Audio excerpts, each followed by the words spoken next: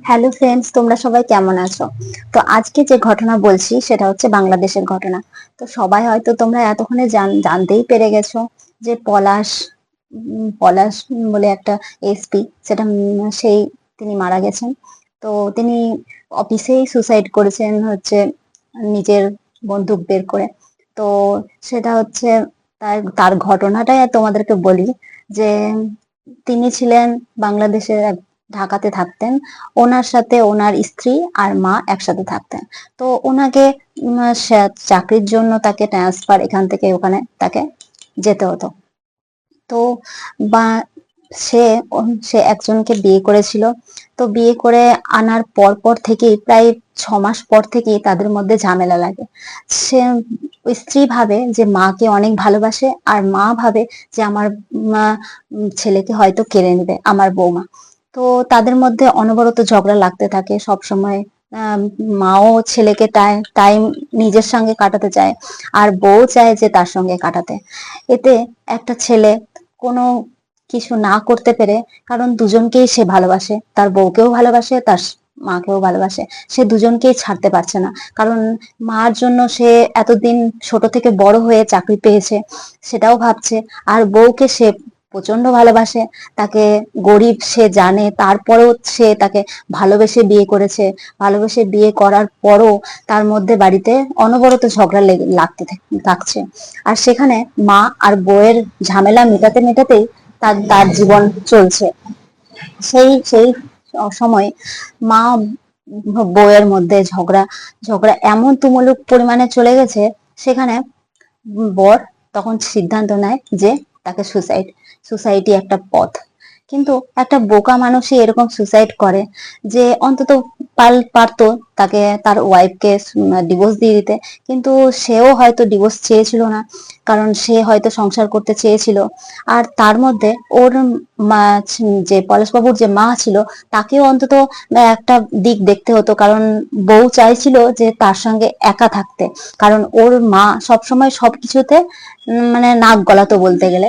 তো সেই নাক গলানোটা তার পছন্দ হচ্ছিল না। তাদেরকে এক জায়গায় যে তারা সময় কাটাবে সেটা ওনার মা একদমই পছন্দ করতো না।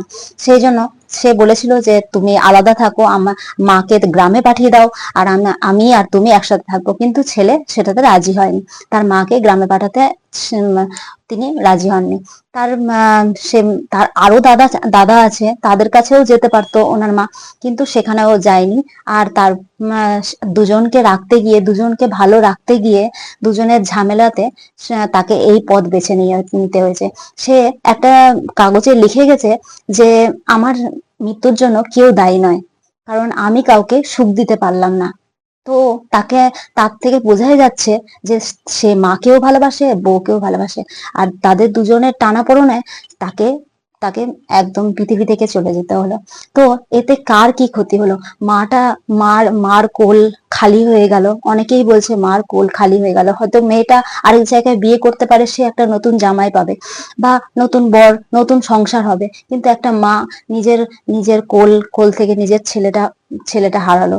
অনেকে আবার বলছে যে মেয়েটার তো পরিবারই শেষ হয়ে গেল। মা তো আরো দুটো ছেলের মধ্যে থেকে তার আরেকটা ছেলের চলে যাওয়াতে, দুটো ছেলের মায়াতে ও কাটিয়ে নিতে পারবে বাকি জীবনটা, কিন্তু একটা মেয়ে সে সে কিভাবে জীবনটা কাটাবে? তো অনেকে এটাও বলে যে তোমরা মেয়েকে দোষ দিচ্ছ। তো মেয়েকে দোষ দেওয়াটা সব পুরোটাই ওর উপর উম, করে না। কারণ মেয়েটা অন্যের বাড়ি থেকে আসছে, তাকে মানিয়ে গুছিয়ে নেওয়ার দায়িত্ব একদম শাশুড়ির। কারণ সে একটা বট গাছের মতো, পুরো গার্জেন টাইপের। তাকে অন্তত টাইম দিতে হতো তাকে। আর মাটারও দরকার ছিল যে তাকে 1 বছর অন্য জায়গায় গিয়ে থাকা, বা 4-5 মাস অন্য জায়গায় গিয়ে নিজের ছেলে বৌমাকে একসাথে থাকতে দেওয়া, যাতে তার মার জন্য তার বউ আর ছেলে বউয়ের মধ্যে ঝগড়া লাগছে, তাতে নিজেকে অন্য জায়গায় সরিয়ে নিয়ে গিয়ে তাদের দুজনকে ভালো রাখা। তো আর বৌমারও তার মধ্যে বলা যাবে যে বৌমাও যেন তার শাশুড়িকে তাকে ভালো করার, ভালো মা হিসেবে দেখার, বা চিন্তা ভাবনা থাকতে করা দরকার যে তাকে একটা পরিবারকে সুন্দরভাবে গুছিয়ে নেওয়ার জন্য।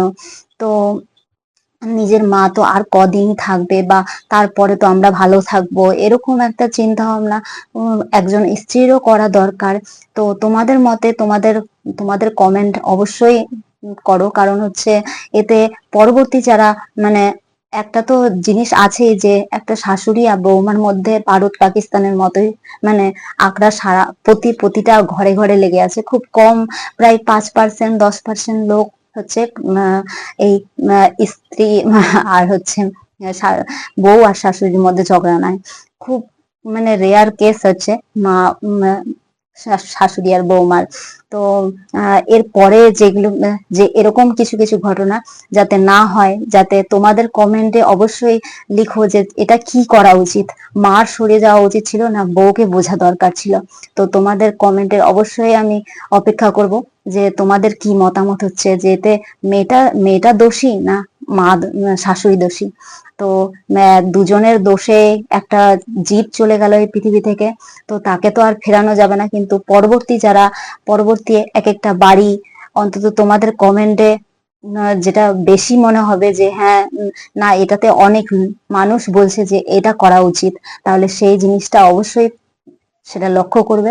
আর তাতে আহ মানে কিছু কিছু মানুষ বেঁচে যাবে, কিছু কিছু ছেলে বেঁচে যাবে, কিছু কিছু মেয়ে বেঁচে যাবে। যাতে ছেলের অত্যাচারে বউ মারা যাচ্ছে, বউ বা শাশুড়ির অত্যাচারে শাশুড়ি বউ বউয়ের অত্যাচারে ছেলে মারা যাচ্ছে।